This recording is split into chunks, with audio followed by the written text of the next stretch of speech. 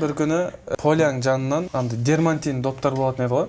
Соның сыртын тауып алам. Ішім пысады да, ананың ішін тасқа толтырам ғой. И дата онан четкий қылып толтырам, анау ісіп тұрған сияқты қылып ше. Тұрам да бүйтіп пенальтидің несіне қоям. 10 метр ма 20 метр өзім алыстайын жатып бір жерде бүйтіп қарап жатам ғой, кім келеді екен деп ше. 3 сағаттай ма жатам ғой кәдімгідей ше, күтіп ше.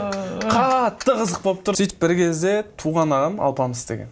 Сол екі досы бар жанында, Мади аман келді. Үшеуі келе жатыр.